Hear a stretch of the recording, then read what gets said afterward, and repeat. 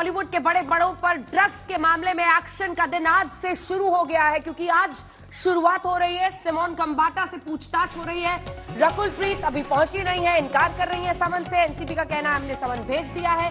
दूसरी तरफ कल दीपिका पादुकोण से सवाल जवाब होंगे एनसीबी की तरफ से, और परसों सारा अली खान, श्रद्धा कपूर। इस बीच आपको बता दें, सुशांत ड्रग्स केस में एनसीबी ने 2 एफआईआर दर्ज किए हैं। जो जानकारी एनसीबी की तरफ से आ रही है, 2 एफआईआर के तहत जानकारी आ रही है। ये पहली एफआईआर में दीपिका, रकुल और सिमोन का नाम है, और एनसीबी की दूसरी एफआईआर में श्रद्धा कपूर और सारा अली खान का 2 अलग अलग एफआईआर दर्ज की गई है। जल्दी से आशुतोष इस पर जानकारी दीजिए और समझाइए, ये दोनों अलग अलग एफआईआर और क्या कुछ आरोप इनमें, क्या है इसका।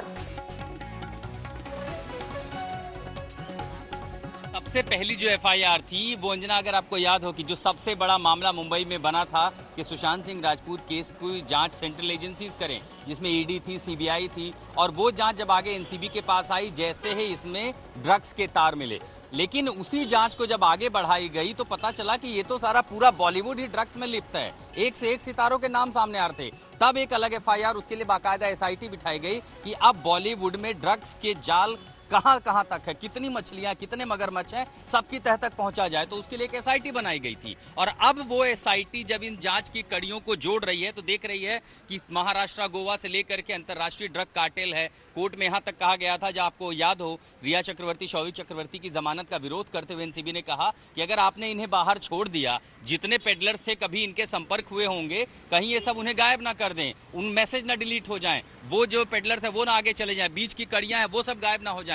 यानी सीधे सीधे जो एजेंसी के लिए सबूत बन सकते हैं, अगर वो गायब हो गए तो पूरा केस खराब हो जाएगा। रकुल प्रीत को लेकर के भी एजेंसी यही मानती है कि अगर वो सम्मन स्किप कर रही हैं, अगर वो पूछताछ में सही समय पर नहीं आती हैं, कहीं वो इस तरह की गतिविधियों में लिप्त तो नहीं हो रही हैं, क्योंकि अगर उनके खिलाफ कोई आरोप है, किसी तरह के सबूत एजेंसी के पास हैं, तो ये संभावना एजेंसी को होती है कि देखिए ये सबूतों के साथ छेड़छाड़ कर सकती हैं। और अगर आपको याद हो कि इसी आधार पर ही एनसीबी ने रिया और शौविक चक्रवर्ती की जमानत का विरोध किया था, और जज ने उसे स्वीकार भी किया था कि 27 है तो ठीक है, लेकिन कहीं सबूत ना खत्म हो जाए। ऐसे में परसेप्शन डैमेज जिसे कहा जाता है, जो सितारों के लिए अच्छा नहीं होता। दीपिका पादुकोण के बारे में कहा गया कि देखिए वो देखिए चार्टर लेकर के आ रही है, कल हाजिर हो जाएंगी। रकुल प्रीत, नया समय है, नई उम्र है, सीधे बॉलीवुड में आई है, कुछ फिल्में की हैं, एक बेहतर अदाकारा हैं, लेकिन अगर उनके खिलाफ आरोप लग रहे हैं ड्रग्स कंजम्पशन के, जो कि आगे प्रोक्योरमेंट से लेकर के फैसिलिटेटिंग तक हो सकता है, कहीं कमर्शियल यूज ना हो,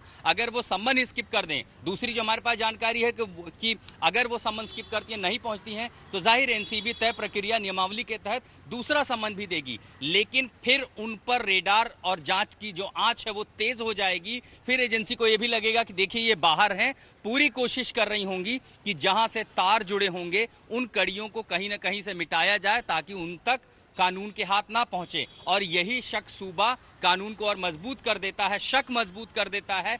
कुल मिला के मुश्किलें सिर्फ और सिर्फ रकुल प्रीत की बढ़ेंगी। हम उनके घर के ठीक बाहर हैं, यहाँ सन्नाटा है। दूसरी मंजिल पर यह बताया जा रहा है कि जब वो हैदराबाद से लौटी घर भी आई थी, लेकिन क्या वो इस समय घर पे मौजूद है? घर पे नहीं है तो कहाँ है? अगर कहीं और है तो किससे मिल रही है? वकीलों से मिल रही हैं? क्या राय विमर्श हो रही है? और अगर जब दुनिया भर को पता चल गया कि रकुल प्रीत को सम्मन भेजा गया है, तो बेहतर क्यों नहीं होता उस अदाकारा के लिए कि आज वो सीधे सीधे जाएं, एजेंसी के सामने अपनी बात कहें और बताएं, जिन आरोपों पर सफाई मांगी जाएगी उन पर अपना जवाब दें। लेकिन बचने की ये जो तरीके हैं, इससे एजेंसी का न सिर्फ शक जो है मजबूत होगा, बल्कि परसेप्शन डैमेज भी सितारों के लिए होता है। वो परसेप्शन जिसको बिल्डअप करने के लिए, इमेज के लिए, ब्रांडिंग के लिए करोड़ों रुपए खर्च किए जाते हैं, और उसी के लिए क्वालकॉम जैसी टैलेंट कंपनियां काम आती हैं, जो ब्रांड बनाती हैं। कुल मिला के इन्हें यह समझना होगा कि जिनको हजारों, लाखों, करोड़ों लोग मानते हैं, फॉलो करते हैं, आज वो देख भी रहे हैं कि दाग आप तक पहुंच रहा है, आंच आप तक पहुंच रही है। जांच में कानून से आप कितना भाग रहे हैं। अंजना, बिल्कुल, आप बने रहिए हमारे साथ। रकुल प्रीत को लेकर तो ये सस्पेंस बना ही हुआ है, लेकिन सवाल यही उठ रहा है कि आखिर क्या छिपाना चाह रही हैं, क्या कुछ वाकई छिपा रही हैं, क्यों बच रही हैं, क्यों भाग रही हैं? अगर समन दिया गया है, फोन पर कांटेक्ट करने की कोशिश है, क्यों इससे वो बचती दिख रही हैं? आइए, लेकिन आपको सीधे लिए चलते हैं पणजी, जहां पर अशोक सिंघल हमारे सहयोगी हैं। और अशोक, सबकी नजर सबसे ज्यादा दीपिका पादुकोण पर, जिनसे कल पूछताछ होनी है। बहुत बड़ा सवाल इस बात को लेकर है कि जिस दीपिका पादुकोण ने अपनी धमक फिल्म इंडस्ट्री में बनाई, बहुत बड़ी ब्रांड वो बनकर उभरी हैं, उनका ड्रग्स के मामले में एनसीबी के सामने अब इंटरोगेशन का, तफ्तीश का सामना करना पड़ेगा, पूछताछ का। अशोक। बिल्कुल अंजना, इसमें कोई दो राय नहीं है। अब वास्तविकता से सामना होगा दीपिका पादुकोण का। बहुत बड़ा नाम है फिल्म इंडस्ट्री का, बहुत कम समय में उन्होंने टॉप की हीरोइनों में जगह बनाई है अंजना। और आज दीपिका पादुकोण की स्थिति ये है, जो डायलॉग यहाँ पे वो कर रही थी तैयारी, जो स्क्रिप्ट की तैयारी कर रही थी फिल्म की शूटिंग के सिलसिले में, वो सब भूल गई है। अब उनको तैयारी करनी पड़ रही है एनसीबी के सवालों की और उस चैट की, जो चैट 2017 का सामने आया करिश्मा के साथ, उस बात को लेकर के वो पशोपेश में है कि क्या जवाब दें, एक्सेप्ट करें ना करें, कोई रास्ता नहीं है उनके पास। कुछ ना कुछ तो उनको कहना पड़ेगा उस चैट के बारे में कि उन्हीं का है, वो ड्रग लेती हैं या नहीं लेती हैं, किसको देती हैं। हर तरीके से उनके लिए मुसीबत ही मुसीबत है, बच नहीं सकती अंजना। वो कुछ ना कुछ बताना पड़ेगा और वो जो भी बताएंगे उसमें बचने का कोई रास्ता दिख नहीं रहा है।